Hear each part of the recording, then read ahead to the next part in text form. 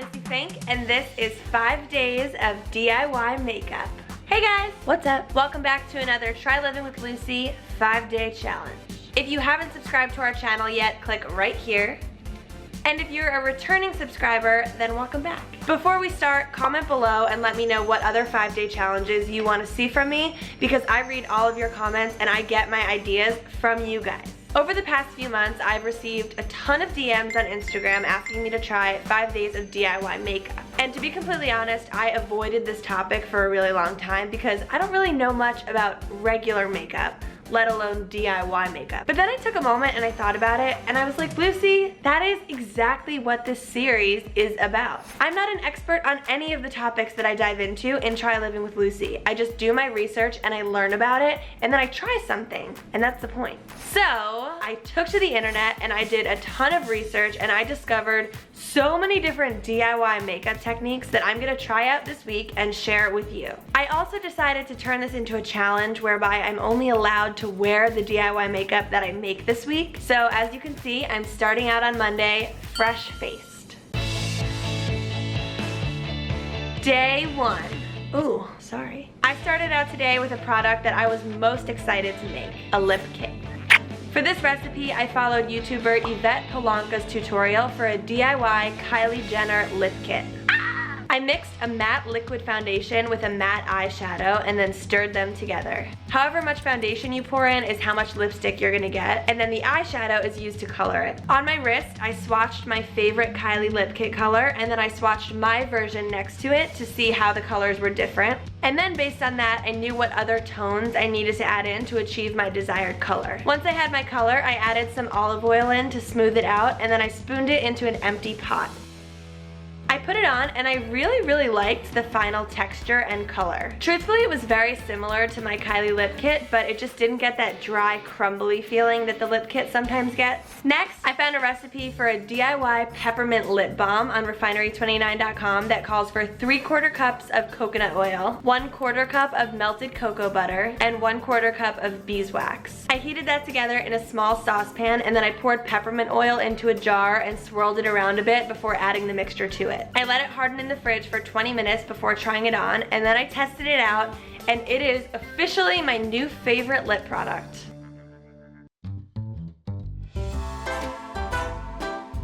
I was looking at my face in the mirror this morning and I noticed that my skin was looking a little blotchy, so I decided that what I needed most today was some sort of foundation and cover-up situation to smooth everything over. Very necessary. I think it looks pretty good now. I really liked how I made yesterday's lip balm entirely from scratch using non-makeup ingredients, so I wanted to replicate that and make a very light foundation powder entirely from scratch. Once again, there were no exact measurements for this. I was just mixing different ingredients together to get the right color tone. So I added cocoa powder for a bronzing glow, beet powder for a blush look, and turmeric powder, which can reduce acne-causing bacteria. The powder went on very smoothly, and interestingly enough, once all of the ingredients were mixed together, they each lost their individual smells, so the mixture together was entirely odorless. Gave me a little natural color.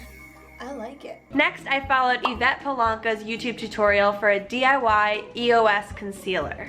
I removed the original EOS lip balm from the case, popped out the grate, and then cleaned the EOS container and set it aside. Then I mixed together beeswax, coconut oil, and liquid foundation and popped it into the microwave at 30-second intervals. Once it was all mixed, I put the grate back into the bottom of the EOS container, poured the mixture in, capped it, and then popped it in the freezer. I kept it in there for 30 minutes, and pro tip, store it upside down if you want to achieve that dome shape on the top. And not to toot my own DIY EOS concealer horn, but when I opened it about 30 minutes later, it was perfect. Perfect! It went on a little sheer, so next time I probably use more concealer and less coconut oil. It does not stay in formation unless you keep it chilled, so keep this in the fridge.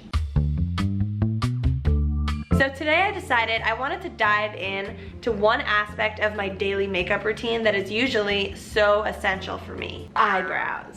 I think I said it in my 5 days of no makeup video, but if I had to pick one type of makeup to wear every day, just one, it would be brow powder. I started out super easy today, and I just wanted to see what it would look like if I used nothing but raw organic cocoa powder as brow powder. I have never thought to do this before, and I don't know why, because I'm a huge chocolate person. Huge. But it was not a bad technique. Plus, it's all natural, and who really uses all of the cocoa powder in their pantry before it expires anyway, am I right? Then I took it up one level and I made myself a DIY brow gel. Sometimes I actually do really like that full brow, bushy, messy look, but other times I just want them to sit still and calm down.